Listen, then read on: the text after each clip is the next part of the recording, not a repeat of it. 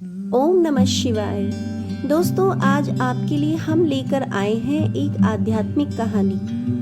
एक राजा था, उसका मंत्री भगवान भोलेनाथ का भक्त था।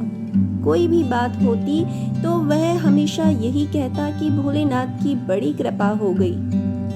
एक दिन राजा के बेटे की मृत्यु हो गई। मृत्यु का समाचार सुनते ही मंत्री बोल उठा, भोलेनाथ की बड़ी कृपा हो गई। यह बात राजा को बहुत बुरी लगी, पर वो चुप रहा। कुछ दिनों बाद राजा की पत्नी की भी मृत्यु हो गई। मंत्री ने फिर कहा, भोलेनाथ की बड़ी कृपा हो गई। इस बार भी राजा को बहुत गुस्सा आया, पर वो चुप रहे। एक दिन राजा के पास एक नई तलवार बनकर आई।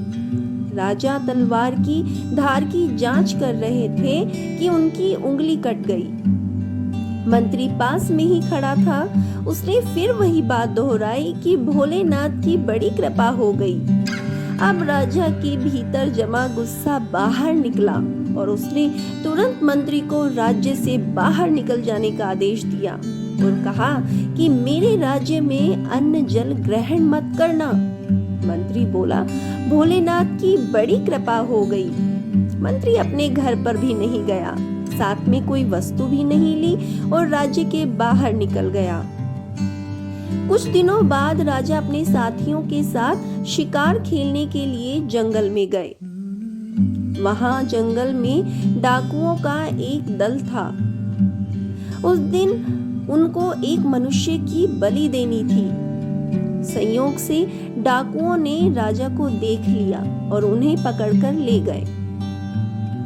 बलि देने से पहले डाकुओं के सरदार ने राजा से पूछा, तुम्हारा बेटा जीवित है? राजा बोला, नहीं, वह तो मर गया है। राजा बोला, वह भी मर चुकी है।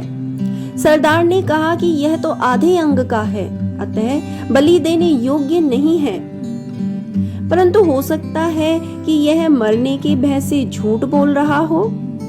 अब सरदार ने राजा के शरीर की जांच की तो देखा कि उसकी एक उंगली कटी हुई है।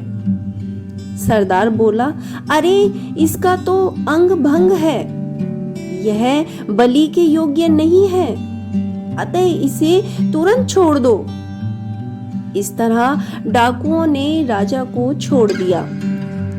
राजा ने नगर लौटते ही अपने सैनिकों को आज्ञा दी कि हमारा मंत्री जहां भी हो उसको तुरंत वापस लाओ, क्योंकि राजा को उसकी बात समझ में आ गई थी कि जो होता है भले के लिए ही तो होता है।